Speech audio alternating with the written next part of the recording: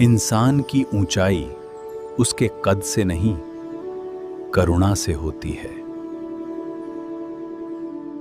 किसी ने बहुत खूब कहा है कि सम्मान हमेशा समय और स्थिति का होता है, लेकिन लोग अक्सर उसे अपना समझ बैठते हैं। ओम शांति दोस्तों, नमस्कार। दोस्तों, जानते हैं आजकल हम सब लोग अपने सर पर एक मुकुट पहनकर चलते हैं दोस्तों। और वो मुकुट कोई वैसा मुकुट नहीं होता जो हम लोग मूवीज में देखते हैं या हम लोग स्थूल रूप से देखते हैं। ये दोस्तों मुकुट होता है हमारे अहम का, ये मुकुट होता है हमारे ईगो का, हमारे अभिमान का। ये मुकुट होता है जिससे द्वारा हम अपने व्यक्तित्व को अपनी पोजीशन, अपनी पावर से दोस्तों लिंक करते हैं। अक्सर हम कहते हैं, तुम जानते नहीं मैं कौन हूं, तुम जानते नहीं मैं ये करता हूं, तुम जानते नहीं मेरे फादर कौन हैं। और दोस्तों, ऐसे विचार हमारे जीवन में केवल अभिमान को ही झलकाते हैं। दोस्तों, आज मैं आपके सामने एक अद्भुत जीवन को पलटने वाली कहानी लेकर आया हूं। ध्यान से सुनिएगा दोस्तों इस सच्ची कहानी को। ये सच्ची कहानी जो आपके जीवन को बदलने की शक्ति रखती है।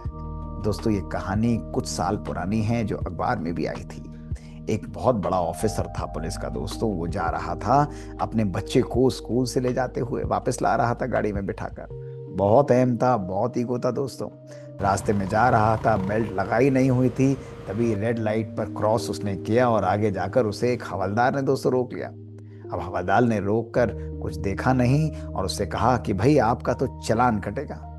वो व्यक्ति जो अंदर गाड़ी में बैठा हुआ था और उसका छोटा सा बच्चा था जो स्कूल से जिसको लेकर आ रहा था, वो एकदम तबक गया, हैरान हो गया। उसने कहा, किस बात के लिए चालान कटेगा? उसने कहा, जी एक तो आपने लाइट को लांगा है और दूसरी बात आपने बेल्ट भी नहीं लगाई हुई है, तो एक्चुअली तो आपका डबल चालान कटना चाहिए। दोस्तों, उस व्यक्ति ने बात सुनी और एकदम गुस्से में तैश में आ गया। बच्चा उसका देख रहा था। उसने कहा, तुम जानते नहीं मैं कौन हूं, मैं ये बड़ा ऑफिसर हूं, मैं ऐसा कर दूंगा, मैं ये कर दूंगा। तुम्हारी हिम्मत कैसे ही तुम मेरा चालान काटते हो? और तुम्हारे जैसे लोग तो मेरे अंडर काम करते हैं, मैं तुमको बिल्कुल भी नहीं छोड़ूंगा। ये तुमने बिल्कुल ठीक नहीं किया है। ऐसा करके तो वो व्यक्ति, ऑफिसर, उसके ऊपर ही वापस बरस पड़ा। लेकिन वो हवलदार बहुत शांत था, बहुत धैर्यवत था दोस्तों। प्यार से मुस्कुराते उनकी बात सुनता रहा और कहा कि जी, मैं आपका सम्मान करता हूं कि आप मुझसे बड़े हैं। मैं भले आपको नहीं जानता, लेकिन जो भी है आपने गलती तो की है, आपको चालान देना पड़ेगा। वो व्यक्ति हैरान हो गया।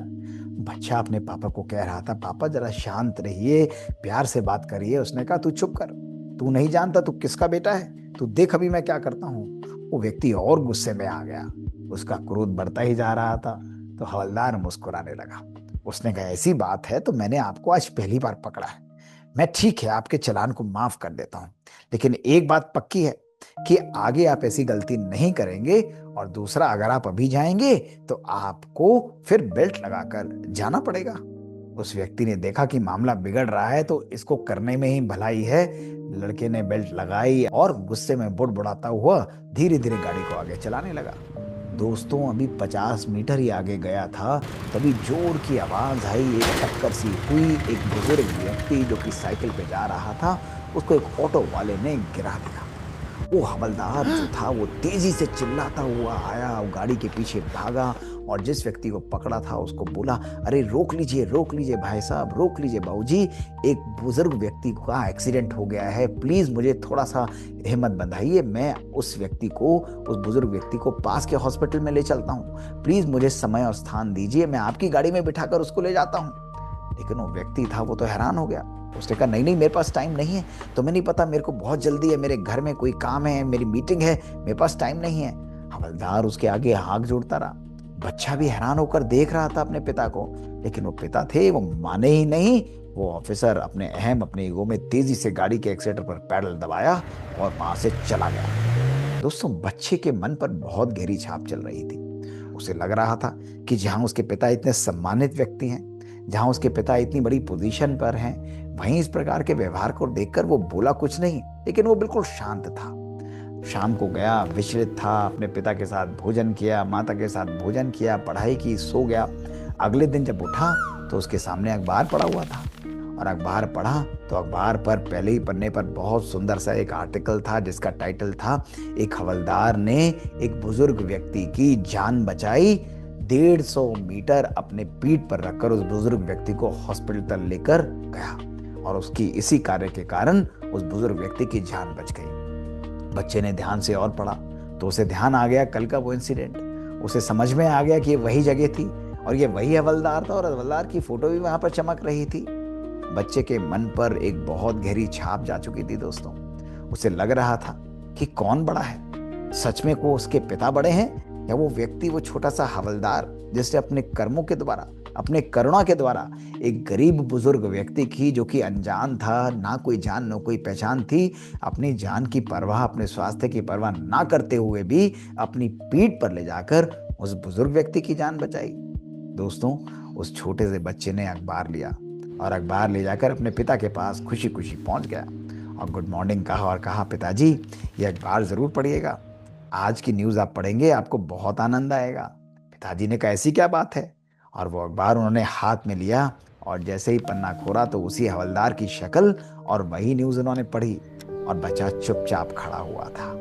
और बच्चे ने जैसे ही वो न्यूज़ उसके पिता ने पढ़ी तो बच्चे ने मुस्कुराते हुए कहा कि पिताजी, आपको नहीं लगता कि हवलदार हमारे जीवन के अंदर भावनाओं में, परोपकार करने में, करुणा में हमसे भी कहीं गुना आगे है? उस कहते हुए बच्चा वहां से शांत रहकर चला गया। दोस्तों, उसके पिता की आंखों से आंसू आ रहे थे। उनका अभिमान एक एक आंसू में गलकर बह रहा था। उन्हें रियलाइज हो रहा था कि कल उन्होंने कितनी बड़ी भूल की है। ना केवल उन्होंने उस हवलदार को भला बुरा कहा, लेकिन एक व्यक्ति, जो बुजुर्ग व्यक्ति था, उसकी जान बचाने का उनके पास मौका भी था, लेकिन उसको भी उन्होंने खो दिया और जल्दी जल्दी अपने घर पर आ गए झूठ बोलकर।